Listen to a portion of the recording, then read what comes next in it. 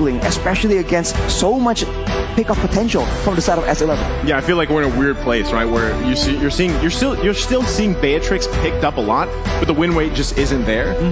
But you know, obviously these teams spent a lot of time practicing. We saw a lot of Beatrix 1-1 previously, right, throughout the year and everything. So we'll see again how you utilize that gold lane, because honestly, it's not always about the gold lane in these matchups, which we're seeing here. And I also love that Benedetta band coming out from S11 because of just the massive game that we saw Kakashi have, and even in that versus, you saw the signature pick was actually the Terizla there, right?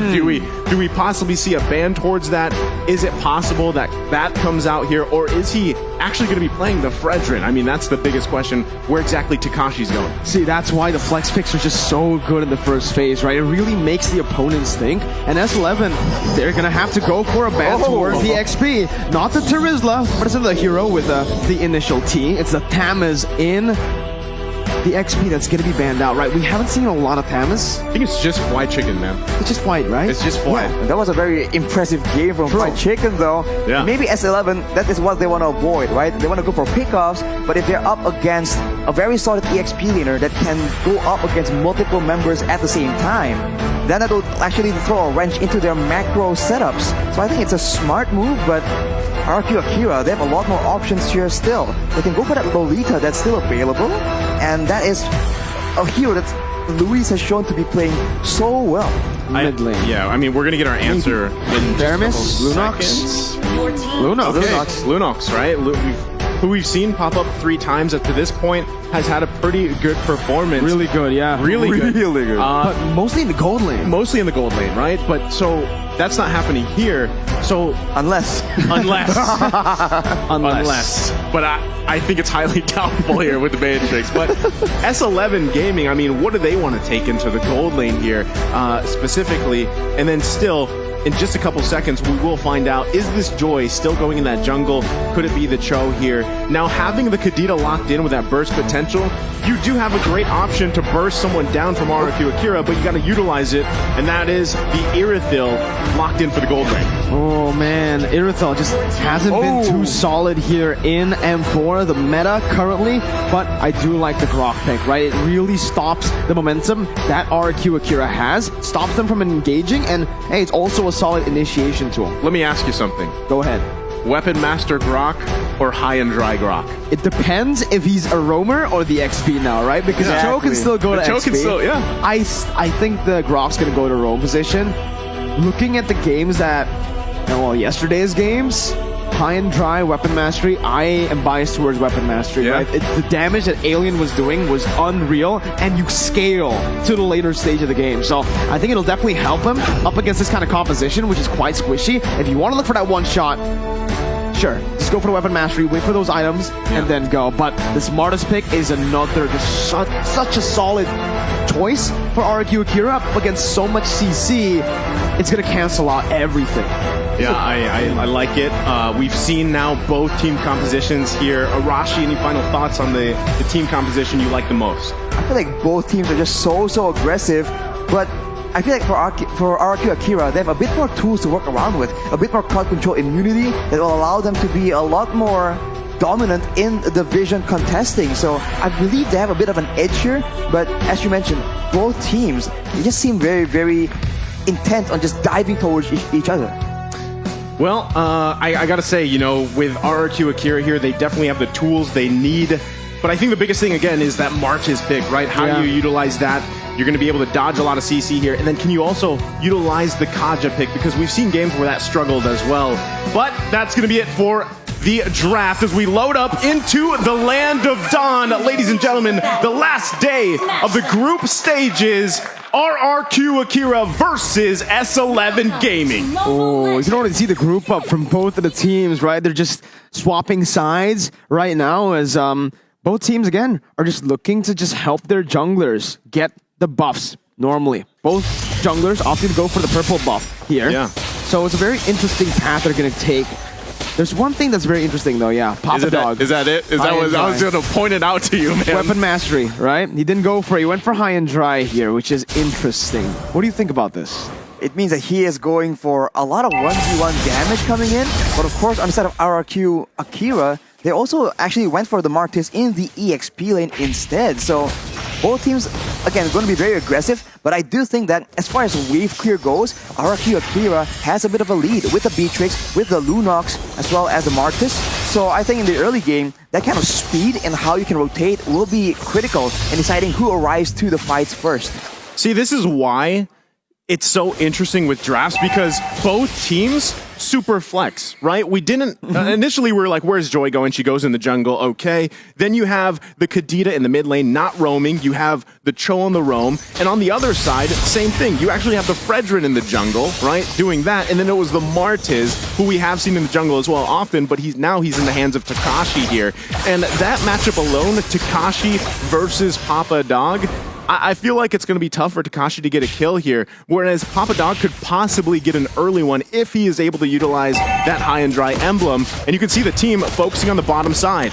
Already right early on, Takashi though, on the Martis. That's why they actually opted to put the Martis in the XP lane instead of the jungle. And instead they went for Fredrin in the jungle, which is, again, a weird style, because usually we do see the Fredrin get placed into the XP. But now King is already rotating towards that turtle side, going up against Papa Dog, Jotun, and Erwin. As Erwin jumps in with Way of the Dragon, able to actually bring King all the way back with Takashi and looks for a steal. The Divine Judgment comes in onto Jotun, but it's still going to be S11 who takes the turtle. Both teams disengaging, and S11 walk out with the favorable trade. No one gets taken out, but that is a very quick maneuver from S11, and I thought that RRQ Akira were the ones that were going to put a trigger, because if you look at the composition, they have a lot more burst damage they can play around with, whereas for S11, they have a lot more outplay potential, but it seems like they are the ones that will be picking up first blood. First blood by S11 and Chan. This is what we said in the keys to victory. He needs to start popping off. Yeah. Picks the Kadita, flashy hero, does it. Erwin, with the way the Dragon and the Jikundo, brings King back, and that might just be a kill. King can't dash away. Sagan tries to look for some compensation, but it is not enough just yet. S11 off to a great start here. And yes, like you mentioned, right, Kadita, if you can get these early kills, you've got that last worship here. You also have the Petrify, which again has been debated. You know, do you run with the Flicker? Do you have the Petrify? Obviously, a lot of more people would opt for the Petrify for that combination to get out one member from RRQ Akira. But already, is there anything that sticks out to your eye here, Arashi, for the emblems? Of course, we talked about the high-end dry already, but we can see actually in the mid lane though, a play happens to interrupt the analysis yet again. This is gonna be a spicy one, boys. They just don't like you, Arashi. They don't want you to talk, bro. I understand. Okay, you understand, right? But Erwin has just been massive here. I mean, I feel like at this point, most Cho games that we've seen have been very valuable, right? Whichever team decides to go with this hero.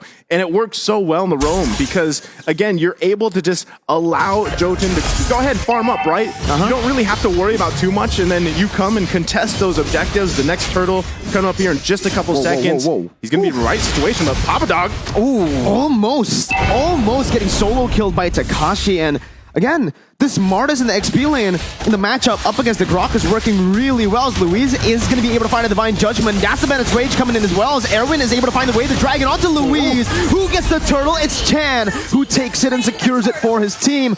Both roamers falling, but again, S11 walk out with the better trade. That's a collateral turtle take from Chan with the rough waves. And S11, they're just doing so much better at abusing the fact that RRQ wants to group together and go for that dive in. Because then they group up for that big combo, and later on Papa Dog will be in the mix as well. So RRQ, they need to try and spread out a bit, because in the early game at least, they don't really match that burst damage from the Kadita. So they have to wait for some items to come in for that Bandit's Rage like earlier to actually decimate the HP bars of S11. Man, right now, Chan is just, the value on this pick is massive for S11 here. And now the focus on the top side. They're actually going to back off, though. The whole team, both squads here, but Erwin. Almost. Just looking for it, right? Doesn't have the flicker just yet, so he actually stops right there. I do want to talk a little bit about the stakes of the game. If Akira wins this game, guaranteed upper brackets, #1 in the group. But if they lose, there is a chance of a three-way tie once again in this group. Are you ready for it? I'm ready. Erwin's ready too. As he flickers under the turret. Not going to be able to find the Jikundo though, as Erwin's going to fall under that turret, gets caught but Sagan falls too. Chan, right now, is popping off. He's doing what the keys to victory tells him to do. Sagan He listens, bro. almost instantly gets deleted. I thought he was going to survive, but he got clipped by the rough waves, and that instantly bursted him down. So Chen is so massive right now, but in the bottom side. The wild charge just stops Takashi unless he's able to do something here. Nope, nothing magical there. He's just going to get taken down, and RRQ Akira are able to find a trade on a turret for kill. I mean, given the situation that S11 has, RRQ Akira has been finding ways to keep it as close as possible in terms of economy, right? That's best case scenario for them because they're going to have to claw back into this game. Right now, the pace obviously being set by S11. Next turtle's up. You can see even Papa Dog finding the positioning he needs to. And Luis doesn't have Divine Judgment, right? So this is most likely going to be another turtle going in the hands of S11, furthering their lead here objectively, and they'll be able to play around this as pretty much all of their members getting very comfortable in terms of itemization at this point in the game. This is why it's so difficult when you go for so many late game picks. We saw a similar story from Blacklist, but they are forced to concede so many objectives in the early game. But fortunately for them, they're still able to match the structure takes and even have a bit of a lead. Taking a look at the items right here, Hunter Strike for Takashi means that he can be a lot more aggressive, but Gusta La Gusta with the Blade of Despair will start doing a lot more damage, especially to the squishier members. But of course, once the lightning punching from Chen is completed, the already insane burst will get even worse for the side of RRQ Akira. Takashi was looking for a steal there, but will be caught on the wild charges. Erwin comes in to rotate, but Jotun's just going to be able to slay him down. The Divine Judgment comes onto Erwin right now as King is able to find a taunt. Sagan picks up the kill, a 1-for-1 right now. Ooh, Chan still able to get out. Jotun, once again, jumping back and forth, trying to get that last proc, but will just decide to disengage as Sagan comes in, just dealing some damage. And that whole time, Gusta Lagusa almost got taken out on the bottom side by Kai. So, I mean, that's just showing how much of a sort of vacation mode Kai has had. There might be focusing here on the bottom side, but Jotun not even going to let King and Luis get close enough. Still, though, Luis doesn't have the Divine Judgment. This is what RRQ Akira has to do. They have to play around Luis, and that's kind of been the trend for them throughout the group stage, is Luis finding those sets, whether he was playing the Lolita, whether it's the Kaja here. And still, if Gusta Lagusta can continue to grab a couple kills here and there, he's got weapon mastery himself, he will be a threat as the game goes on here. Luis, we have seen that he really does do a lot more flashy things when he has AoE crowd control that can set up his whole team for a big fight. But whoa, King! Erwin is able to find that right now, but everybody just collapses. The Petrify is massive by Chan. He finds the Luna. Sagan's gonna fall. And Luis as well to Kai, who picks up a double. Gusta Lagusta rotates back into the mid lane, but it's a bit late. Takashi is gonna be caught there. Jumps in onto the bush, and S11, they've timed that perfectly for the neutral objective to spawn, and that's the Lord. I wonder if RRQ Akira can be considered doing good or bad right now, because they've been losing a lot of fights, but at the same time, they've been able to minimize the goal difference, the structure difference as well. But now with S11 taking that Lord, if they play the macro game properly and manage all three waves at the same time, they have a chance here to, at one fell swoop, just break down multiple turrets from the side of RRQ Akira. Man, Erwin... still, just finding these little moments here. We're going to take a look at the replay in just a second, presented by TikTok here. Look at that, right? This is what we call the TikTok play in the Philippines. Comes in with that combination and doesn't die. Like, he's able to survive as well. And then the double there from Kai. That is a massive value here for S11. What? Hey, yo, what happened? Chan just got caught. And Jotun's looking for that ambush. Luis is going to be taken low. He doesn't have the Divine Judgment, and Jotun's just going to be able to walk him down. Takashi on the back, forced to flicker out very low. Jotun gets traded back as Gusta Lagusta picks up a mega kill. But man, it's just action everywhere, and they don't stop. They're still going. Sagan comes in with Wild Charge, will cancel that damage out. Erwin jumps in, now bringing him back with Weight of Dragon. As Kai is going to be able to actually deal the damage back onto him. But Gusta and King traded back once again, and it's a shutdown over to Gusta. Man. This is a tough situation here because multiple shutdowns were picked up by Gusta Lagusta in that fight. Look at the damage right now. Okay. Out of nowhere, he is 6-0. Okay. The Beatrix does damage. Right. What was wrong with all the other Beatrixes at M4? What's with the win rate? Yeah. Well, he's 6-0. It's Gusta Lagusta, man. He's 6-0. He has the weapon mastery. And just a couple minutes ago, we were like, at one point, Gusta Lagusta, if he can continue to farm up, he is going to be a threat. And this is now. Now we're here, right? This is exactly what we're seeing. They get some more space on the map that they need. They even out the turret situation. But still, S11 is not out of this, right? They still do have quite a bit of control. They've got setups here. But Irwin, at this point, has to be much more careful in the way that he approaches these. And the same thing, Luis, now that he has Divine Judgment, he's feeling a little bit more confident, especially with Gusta Lagusta popping off at this point. He could find a setup that he wants, and then that's an immediate -1 for S11. It's going to be way harder for S11 to pull off their composition in the later stage of the game, right? They need to use their burst really efficiently towards that back line, and it's Sagan and Gusta. Thing is, Sagan can go invulnerable, and Gusta, the longer the game goes, will have some defensive items, will be a bit harder to catch. Meanwhile, for S11, most of them are open, and most of them can't really, take the prolonged fights here. It's just Kai, but just as I say it, again, Gusta Lagusta, he's dealing a lot towards Papa Dog on that high and dry. See, that's the thing. As we just said, Luis will pull those into Gusta Lagusta, find a kill, but Chan, though, Chan still has the rough waves. Is going to be able to get out of that one. A good snipe over just to poke Erwin down. But RRQ are doing good right now. They've gone the turrets down, and they can actually just wait it out. Play the long game, unless everyone gets caught here, and that's just a legendary picked up by Gusta. That's insane, What man. is Gusta? What? This man's insane! It's such a tough situation right now because Gusta is relatively survivable. Wow, that's a lot of damage, but he has a Has clause as well, so he is sustaining a lot in these fights, and later on, Luis can transition from being an engage tool to a peel tool to ensure that Chan or Jotun, anyone who just dies in the back line, can get instantly shut down and destroyed by the damage coming in from the 8-0 right now, Gusta Lagusta. oh, look at Chan. Oh, He's I looking am. for a setup here on Gusta if he can find it. Oh my god, Sagan actually reads it out. Chan's still able to dish out the damage, but again, that's where the Lunox comes in handy. Awesome.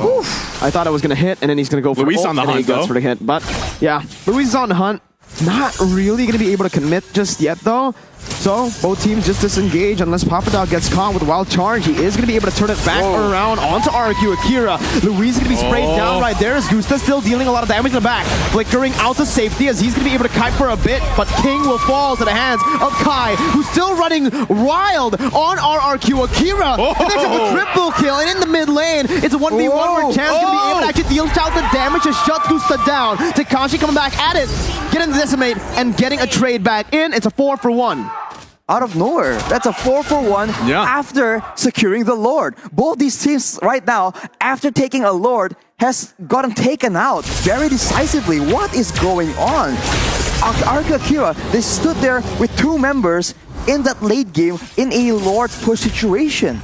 I mean, now we've been talking about Gusta Lagusta, and Kai has heard it, and he's like, what about me, right? He's 7-1-3, just had a massive play there. So either way, this game can be anybody's game. S11 still in a good position, and a lot of it still. It's the same thing mirrored across these two team compositions. Who gets that pick off? Who finds a person out of their team? I mean, if it's Papa Dog, great, right? If he can get someone from RRQ Akira out of here, and that target is most likely probably going to be Takashi, as we see him try to focus on these side lane pushes a little bit. But still, as we're about a little over a minute away from that next Lord, it is going to be a crucial to who has the numbers advantage leading up to that objective. But taking a look at the items, how are things going here, Arashi? A Cursed Helmet and an Oracle for Jotun in the jungle. This is a bit of a hybrid build. He wants to do some damage. He needs to have enough to threaten the backline, but still be tanky enough to survive these big crazy fights.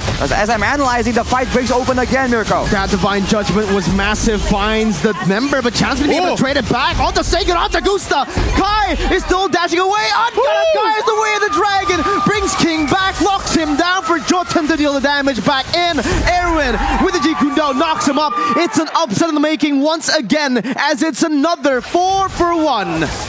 Can they actually push into the base here? It's only Luis. There's more than 20 seconds. They're going in. Erwin with the flicker combo and the Jeep Kundo. The mini wave needs to be cleared out. Luis is trying his best to actually buy some time. 5 seconds onto the Lunox right now. That's going to be Luis jumping in again. And that's S11 Gaming pulling another stop to upset the odds.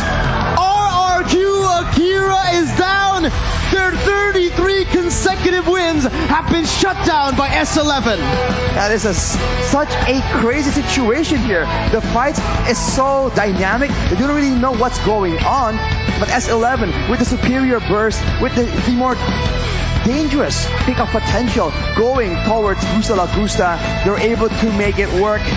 This is an upset, and I think we saw the stats earlier. Everyone is wrong. Ankarakai. I mean, I gotta say, we painted the